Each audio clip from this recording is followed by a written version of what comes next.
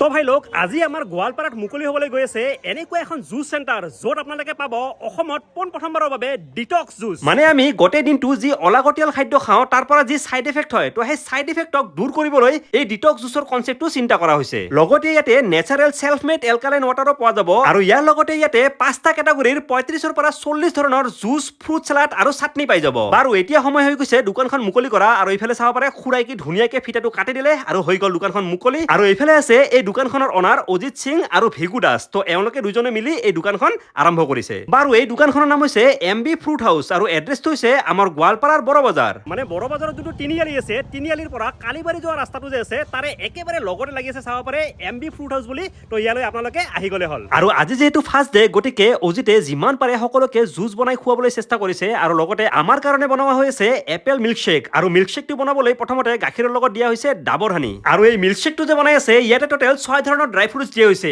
কাজু কিশমিশ আলমন্ড আখৰোট খেজুৰ আৰু চেৰি তো এনেকে 6 ধৰণৰ ড্ৰাই ফ্ৰুটছ আৰু লগতে বহুত কিবা কিবি দিয়াৰ পিছত ফাইনালি ৰেডি হৈ গল এপল মিল্কশেক আৰু আপোনালোকে যদি এনেকুৱা শেক খাব বিচাৰে তেতিয়া হলে মাত্ৰ 60 টকা পে কৰিব লাগিব বাস ধুনীয়া লাগিছে ভাল লাগিছে ন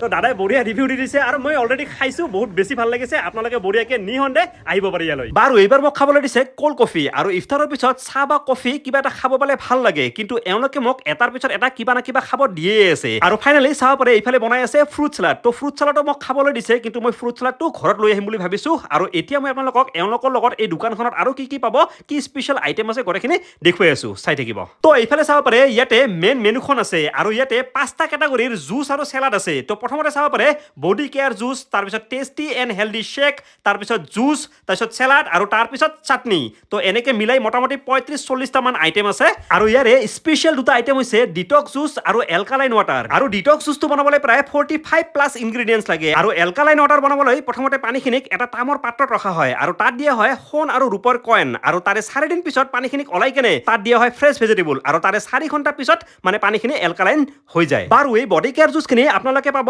সপ্তাহত দুদিন দেওবাৰ আৰু বুধবাৰ ৰাতিপুৱা 6টাৰ পৰা ৰাতিপুৱা 8টা লৈকে বাকিখিনি আপোনালোকে এভৰিডে পাই যাব বাকি এওঁলোকে কোৱা অনুসৰি ইয়াতে নতুনকৈ সেলফি পইণ্ট জুচ কাউণ্টাৰ এনেকুৱা বহুত কিবা কিবি বনাব আৰু ইয়াৰ উপৰিও আটাইতকৈ ডাঙৰ কথাটো হ'ল ইয়াতে আপোনালোকক একদম ফ্ৰেছ জুচ বা সালাড আপোনালোকৰ চকুৰ সন্মুখত বনাই কেনে দিব আৰু আপোনালোকে ইচ্ছা কৰিলে বাহিৰত থিয় নহয় ভিতৰত বহি কেনেও খাব পাৰিব তো এনেকুৱা সুবিধাও আছে তো আপোনালোকে নিশ্চয় ইয়ালৈ আহি যাব পাৰে আৰু আশা কৰিছো আপোনালোকে নিশ্চয় এওঁলোকক মৰম আশীৰ্বাদ দিব আৰু ইয়ালৈ আহিব এওঁলোকৰ জুচখিনি ট্ৰাই কৰিব হয়নে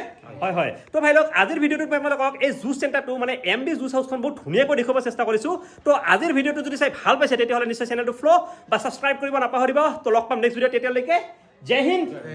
জয় অসম জয় জুবিন দা ধন্যবাদ